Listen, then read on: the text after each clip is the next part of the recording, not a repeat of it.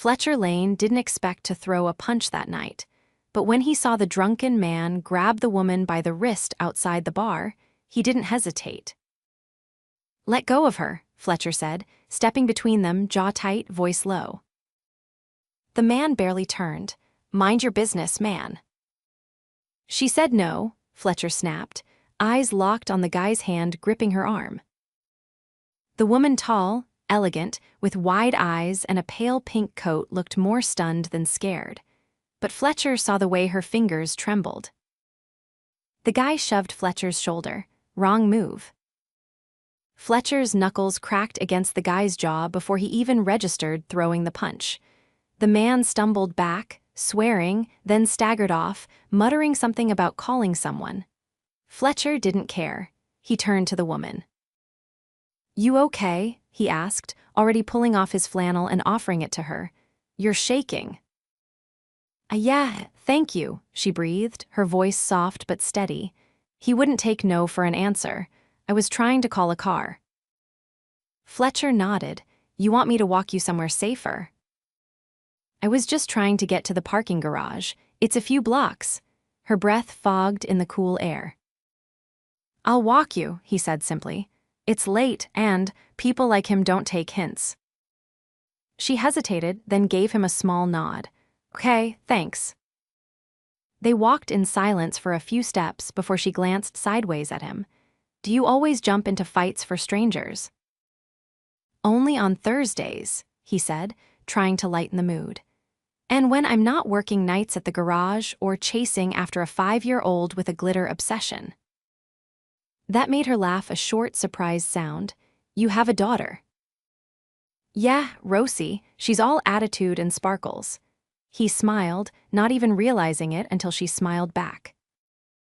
"I'm Piper Preston." "Fletcher Lane," he replied, offering his hand. Her grip was warm, confident. By the time they reached the garage, the tension had melted. She paused by a sleek black Mercedes, digging through her purse. "Thank you again. Seriously, you didn't have to do that." "Yes, well, I've got a thing about guys who don't listen to no," Fletcher said. "You sure you're okay to drive?" She looked up at him, dark eyes searching his. "I am now." He gave a short nod. "Good night, Piper." She hesitated, then opened her door and slid in. But before closing it, she leaned out. "Hey, Fletcher." He looked back. "Tell Rosie I think glitter is awesome." He chuckled. "She'll love you forever." He didn't expect to see her again. But 3 days later, she showed up at the garage. Fletcher was under the hood of a dusty Jeep, grease up to his elbows, when he heard the click of heels on concrete. "Excuse me." He slid out and blinked up at her. "Piper." She wore jeans and a blazer this time, hair tied back. Still stunning. Still way too polished for a place like this. "You remembered my name," she said, a little surprised. "I remember the names of people. Punch someone for." She laughed again, and for a second they just stood there. "I brought something," she said finally, holding out a white box. He raised an eyebrow. "Cupcakes," she said, "for the guy who kept me from getting dragged into someone's car." He took the box, a little stunned. "You didn't have to." "I wanted to." He wiped his hands on a rag and opened the box. Inside were 6 perfect cupcakes, each decorated with tiny pink flowers. "Rosie's gonna lose her mind," he said. Piper smiled. That was the idea. He looked up. "You wanna meet her?" She blinked. "Now." "Why not? She's at the diner with my sister. It's her favorite place. Pancakes bigger than her head." Piper hesitated only a moment. "Okay, let's go." 10 minutes later, they walked into the diner, the scent of syrup and bacon thick in the air. Rosie spotted Fletcher instantly and leapt off the booth. "Daddy." He caught her mid-run and hoisted her up. She had curly brown hair, a gap-toothed grin, and wore a glitter-covered unicorn shirt. Rosie, this is Piper. She brought you cupcakes. Rosie gasped, real cupcakes. Piper knelt, with pink flowers on top. Rosie wrapped her in a hug before Piper could even react. Fletcher's sister raised an eyebrow from the booth, but grinned when he shrugged. They all sat together, and Fletcher couldn't stop glancing at Piper across the table. She was laughing at Rosie's pancake stacking contest, talking about glitter like it was a serious topic, and somehow didn't flinch when syrup got on her sleeve. After they left the diner, Piper walked with them to the car. "Thanks for today," she said, watching Rosie hop into her booster seat. "Thanks for the cupcakes," Fletcher replied. They stood there, not quite ready to go. "I meant what I said," Piper added. "You didn't have to help me that night, but you did, and I'm glad." He rubbed the back of his neck. "I'm just trying to raise my kid right, show her what a good man's supposed to do." Piper looked at him like she saw something he didn't know was there. "Maybe I'll see you again." "Maybe," she said, sliding behind her wheel, but she was smiling. As she drove off in that sleek car Fletcher couldn't afford to dream about, he shook his head. She was something else. Out of his league, way out. He didn't know she was a millionaire. And he definitely didn't know she'd already started falling for him. The first time Piper saw Fletcher again after the diner, he was standing in the rain, loading tires into a delivery truck behind the auto shop. He was soaked through, his hoodie clinging to his back, but he kept working like the downpour didn't bother him. She sat in the black town car across the street, watching him through the window, heart pounding for reasons she couldn't explain.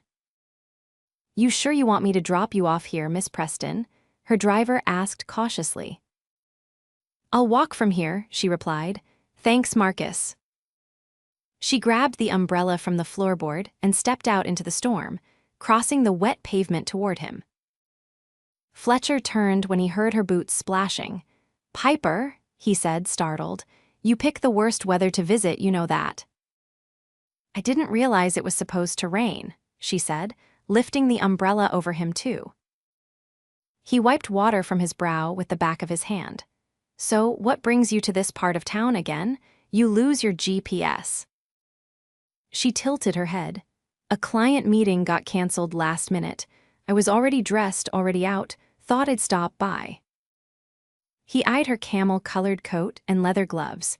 "You get lost a lot in heels." "Only when I'm looking for something," she said, her gaze steady. He didn't ask what she was looking for. Instead, he led her into the garage, where the heat blasted from a space heater in the corner. The smell of oil and metal hung in the air, but she didn't flinch. She took off her gloves slowly, looking around. "You fix all these yourself?" she asked, nodding to the line of cars in various states of disrepair. "Most of them," he said. "Sometimes I get help when my brother's in town. Lately, it's just me." She walked over to an old Mustang with its hood up. "This one's beautiful. What's wrong with it?" "Transmission's shot. Owner wants to restore it, but I think he's more sentimental than practical." "You don't think it's worth saving?" He shrugged. "It's worth it if you've got the money and the time." She ran her fingers along the edge of the hood. "Sometimes, even ruined things deserve a second chance." He looked at her then, something unspoken hanging between them. Before he could reply, a voice called from the office door. "Fletch, Rosie's here." He turned, surprised. She wasn't supposed to be here till 5. "I got off early," his sister called out, holding Rosie's hand as the little girl skipped into the garage, glittery rain boots splashing on the floor. Rosie spotted Piper immediately. "You came back." Piper knelt to hug her. "I heard you finished all the cupcakes." Rosie grinned. "I did. Daddy let me have 2 in one day." "Reckless parenting," Fletcher muttered, but he was smiling. Piper stood. "Would it be okay if I took you both out? Maybe dinner?" Fletcher hesitated. "You don't have to do that." I know, she said, but I want to. Rosie tugged at his sleeve. Can we go, please? He looked between the two of them. Fine, but only if Rosie picks the place. Piper leaned in conspiratorially to Rosie. Anywhere you want. Rosie lit up. There's a place with fried pickles and milkshakes that Daddy says is questionable but tolerable. Piper laughed. Sounds perfect. Dinner was chaos in the best way. The tiny diner Rosie loved had neon signs and cracked vinyl booths, and the waitresses knew Fletcher by name. Piper fit in like she belonged there, letting Rosie show her how to dip fries in chocolate milkshakes without blinking. Fletcher watched them from across the table, trying not to overthink it. He didn't understand what Piper was doing, why she was choosing this, but he couldn't deny it felt good having her there. After dinner, Fletcher carried a sleeping Rosie to the truck, tucking her in carefully. Piper stood nearby, arms folded, watching him with a quiet expression. You're good at this, she said softly. He looked up at what? Being a father, taking care of things. He leaned against the truck door. Try. She stepped closer, her voice lowering. I've been around a lot of men who think taking care of people means throwing money at them. You actually show up. He didn't have an answer for that, so he said nothing. She tilted her head, eyes narrowing slightly. What if I asked you to come with me somewhere different? He blinked, like where? Just trust me. I've got responsibilities, Piper. Can't just drop everything. I'm not asking you to drop anything. Just bring it with you, she said, nodding toward the truck where Rosie slept. He looked at her, unsure, then finally said, when? Tomorrow night. I'll send a car, just dress, not like you're fixing brakes. He laughed under his breath. You sure about this? You'll understand when you get there. The next evening, the car she sent wasn't just a car, it was a chauffeured town car with tinted windows and a driver who called Fletcher, sir. He wore his cleanest pair of jeans and a button-down that Rosie insisted on ironing herself. She wore a lilac dress with sparkly shoes and clutched a stuffed unicorn like it was a passport. They drove for nearly an hour before the skyline shifted. The buildings grew taller, the streets cleaner. When they pulled up to a limestone building with gold trim and valet service, Fletcher's jaw clenched. This is a hotel, he said, looking out at the doormen in tailored coats. It's a benefit, Piper said, stepping out in a midnight blue gown that shimmered under the overhead lights. I'm one of the hosts. He stared at her. You didn't say it was formal. I figured Rosie would steal the show either way. She wasn't wrong. Inside the grand ballroom, Rosie immediately became the center of attention. People in tuxedos and gowns bent down to talk to her, laughing at her stories. Piper never left Fletcher's side, her hand brushing his arm occasionally, grounding him. She's good at this, Fletcher murmured, watching Rosie charm a senator's wife. She gets it from her dad, Piper replied. He turned to her, voice low. Why did you really bring me here? She met his gaze. Because I wanted you to see part of my world, and I wanted to see how you'd fit into it. He looked around. I don't. You do, she said simply.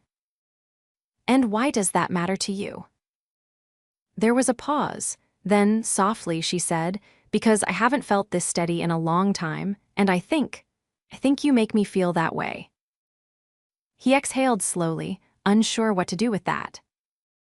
Before he could answer, someone called her name. Miss Preston. An older man approached, silver-haired and imposing. Excuse me, she whispered to Fletcher, her voice tight. He watched her walk away, the man placing a hand on her arm, speaking sharply. Her smile was polite, but her eyes were guarded. A waiter passed by, offering champagne. Fletcher declined, still watching Piper. Something was wrong. And he had a feeling he was about to find out exactly what. Fletcher didn't mean to listen. But when he saw Piper stiffen at the older man's touch, the instincts that had driven him to step in outside that bar flared up again. He moved closer, stopping just behind a column near the edge of the ballroom. He kept his eyes ahead, posture casual, but her voice carried just enough. "I told you I wasn't involving him, Stephen," Piper said, measured but firm. "You don't get to make that decision alone," the man replied, voice low and cutting. "Not when your family's name is on the foundation, not when your mother's legacy is tied to this. He's not a threat to the Preston name. Maybe not today, but this little performance, the charity event, the working-class boyfriend act, it's already drawing attention. You think the board won't notice?" Fletcher's stomach twisted. He didn't hear Piper's response, only the way her shoulders tightened as she turned away. She crossed the ballroom with her head held high, but her hands were clenched at her sides. He met her halfway, forcing his expression to stay neutral for Rosie's sake. She was seated on a velvet bench near the dessert table, cheerfully absorbed in a tower of macarons, oblivious. Piper drew in a breath and faced him. "Can we step outside?" He followed her through a side door that led to a marble balcony overlooking the city skyline. The air was cooler out here, the sounds of the gala muffled behind them. "I suppose I owe you an explanation," she said, resting her hands on the railing. "Not unless you want to give one," he replied, leaning beside her. "I should have told you who I was," she said after a pause. "My family runs the Preston Foundation. It's old money, very old and very complicated." Fletcher stared out at the lights beyond. So, the guy inside. "My cousin, he thinks I'm making a mistake. That being with someone like you is reckless." "And are you?" he asked, not looking at her. She turned to him, her voice quiet but clear. "No." He finally met her gaze. "Then why hide it?" "I didn't want to scare you off," she said. "You've got enough on your plate without wondering if I've got some hidden motive. I didn't plan to fall into your world, Fletcher, but I did, and I didn't want to leave it." The truth rang through her words, but it didn't make the sting disappear. He shoved his hands into his coat pockets. "I just spent the last hour thinking maybe this was something real," he said. "Now I find out I was part of some test run to see if your world could stomach mine." "That's not what this is," she said urgently. "Then what is it?" She hesitated. "It's me falling for someone who actually sees me. Not the money, not the name, just me." Fletcher looked away, jaw tight. "I don't know what I'm supposed to do with that." "You don't have to do anything," she said. "I just needed you to hear it from me." Behind them, the ballroom doors opened. Rosie appeared with one of the servers, holding a small box tied with gold ribbon. She looked between the two adults, blinking. "I got one for you too, Daddy," she said, holding up the box. Fletcher crouched to take it, brushing a hand over her hair. "Thanks, Bug, that was sweet of you." Piper knelt beside them. "Rosie, would it be okay if I took you and your dad home in the car tonight?" Rosie looked at Fletcher, then nodded. "Can we keep the music on this time?" Piper smiled. "Absolutely." The ride back was quiet. Rosie fell asleep across the back seat, her head lolling against a velvet pillow. Fletcher sat beside her, staring out the window while Piper sat across, watching him. When they reached the garage, he carried Rosie inside to her room in the small apartment above the shop. Piper waited in the car, not wanting to intrude. She didn't expect him to come back out. But after 10 minutes, he did. He slid into the seat beside her. "She's out cold." Piper nodded. "I didn't mean to drop all of that tonight. I didn't want any more lies between us." "I get it," he said after a moment. "I just wish I didn't find out from someone else." "That won't happen again," she said quietly, "if you'll let me fix it." He looked at her, finally really looked at her. Gone was the polished woman in the designer gown. Her face was bare now, her earrings gone. She looked tired, vulnerable. "I've spent the last 5 years building a life for Rosie," he said, "brick by brick. I can't let anyone knock it over, not even you." "I'm not here to tear it down," she said. "I want to be part of it, if you'll let me." He didn't answer right away. "Then, I don't fit in your world, Piper." "Then let's build a new one," she said. "One that fits all three of us." He exhaled slowly. "You're not going to make this easy, are you?" She smiled, but her eyes stayed serious. "I'm not giving up, Fletcher." He opened the door. "Good night, Piper." "Good night," she said softly. He walked away without looking back. But as she sat in the car alone, she didn't feel defeated. She felt certain. He hadn't said no. And that was more than she'd expected. Rosie was humming to herself, a fistful of daisies clutched in one hand as she skipped down the sidewalk in front of the garage. Fletcher walked behind her, toolbox in hand, the late afternoon sun casting long shadows across the cracked pavement.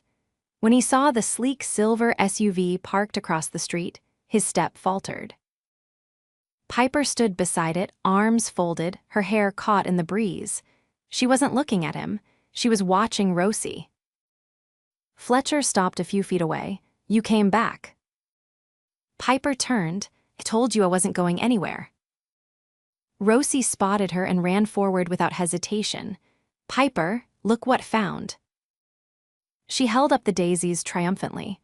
Piper crouched, taking them like they were rare gems. "They're perfect," she said. "Thank you."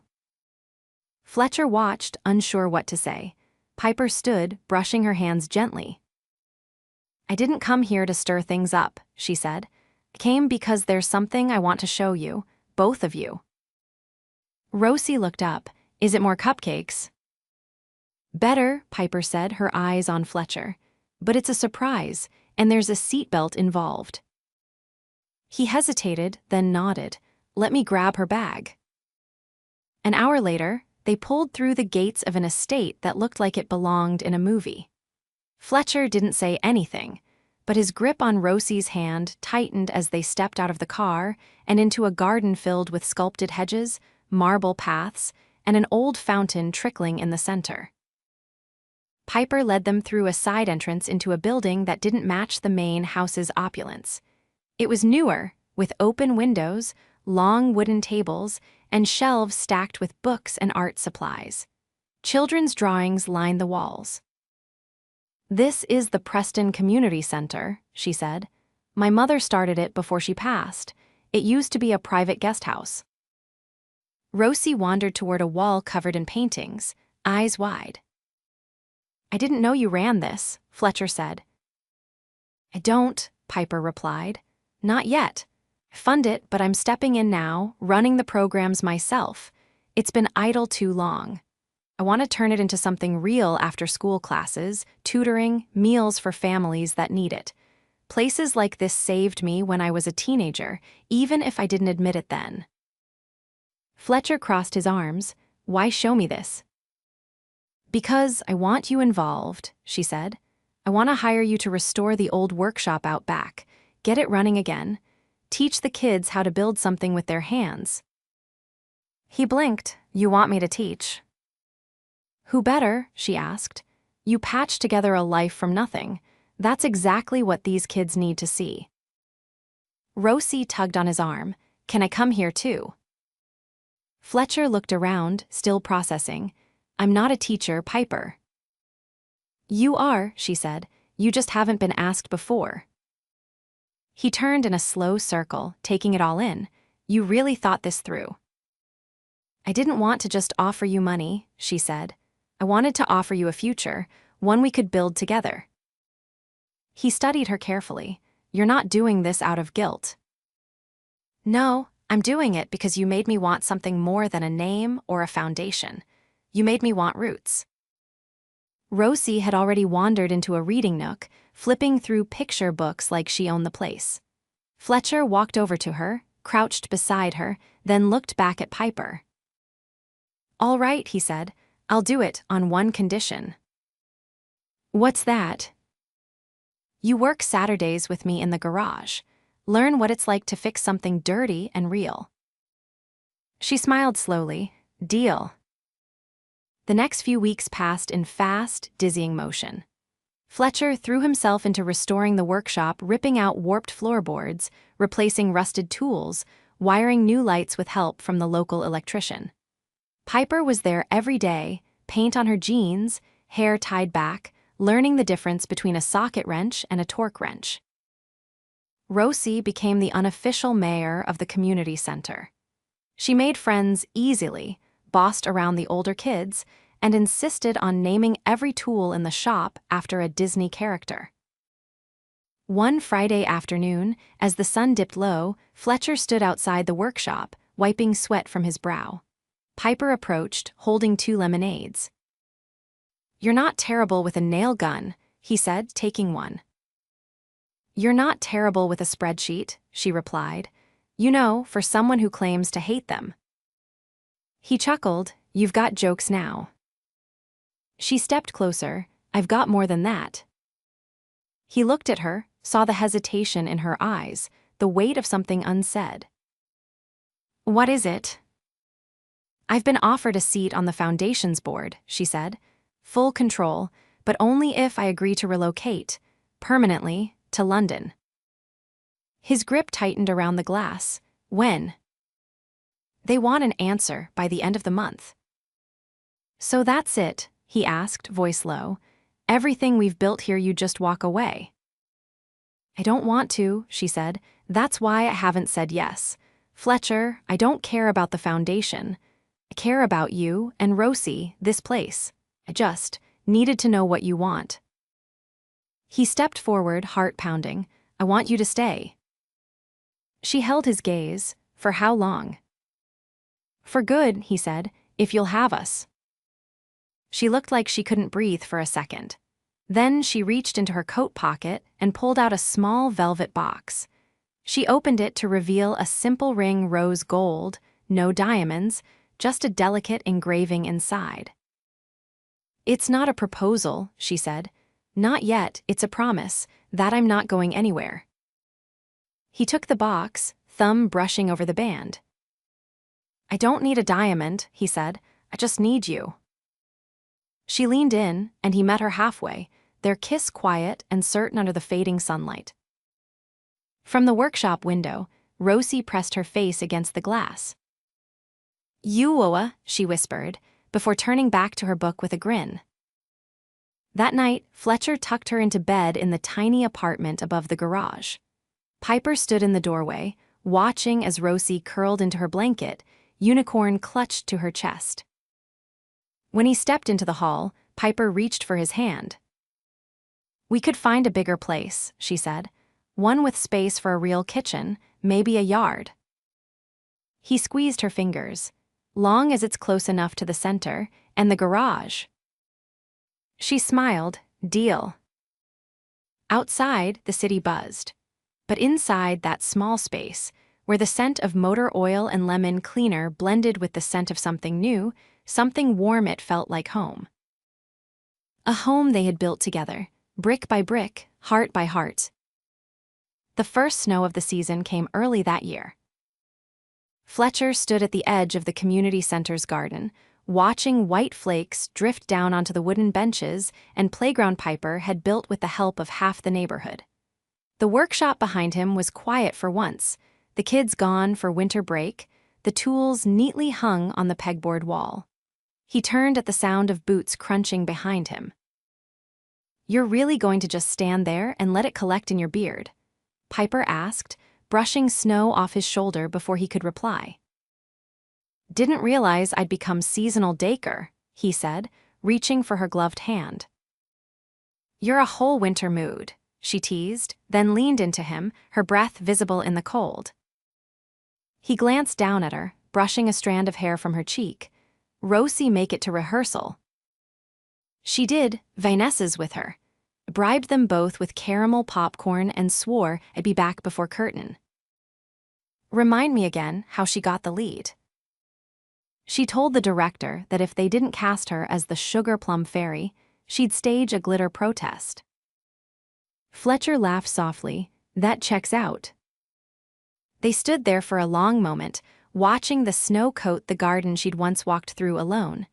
He turned toward her, tone shifting. Why did you take the London offer? She met his eyes without hesitation, because it wasn't home. He held her gaze, and this is. You are, she said. He kissed her before she finished the second word. By the time they arrived at the school auditorium, the place was packed with folding chairs and bundled-up parents.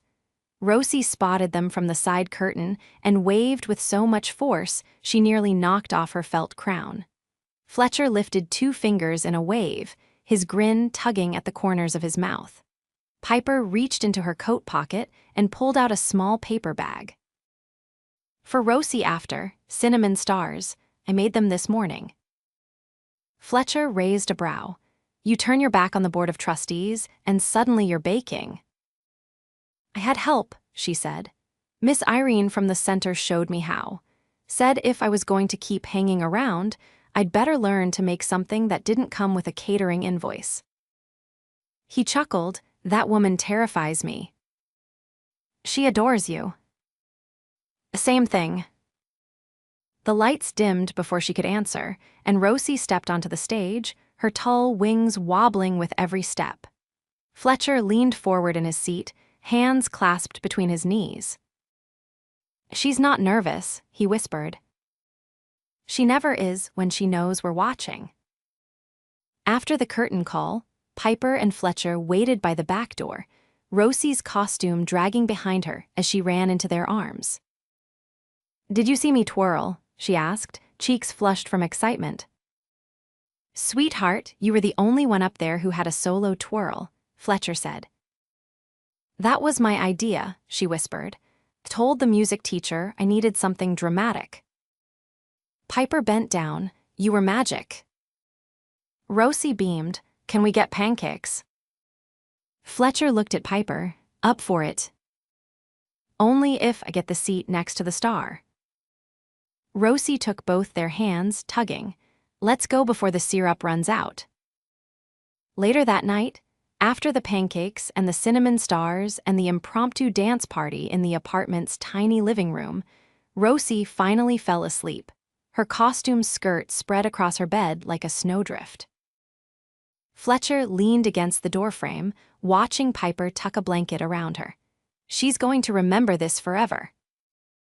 Piper turned. So will I. He stepped into the hallway, reaching for her hand as they walked into the kitchen together. Things feel different now, he said, pouring 2 mugs of tea. They are. I used to think I had to choose, he admitted, between being a good father and letting anyone else in.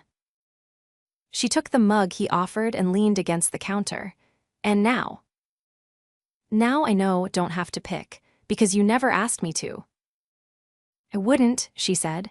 I didn't fall in love with part of you, Fletcher. I fell in love with all of it. The grease, the glitter, the waffles at midnight. He reached for something in his back pocket, pulling out a small box worn leather, clearly older than the velvet one she'd once given him. I've had this for a while, he said. It was my mother's. She told me to give it to someone who wouldn't run when things got real. Piper opened it slowly. Inside was a thin gold band with a single sapphire, deep blue and imperfect. She wouldn't have liked me, Piper said, brushing her thumb over it.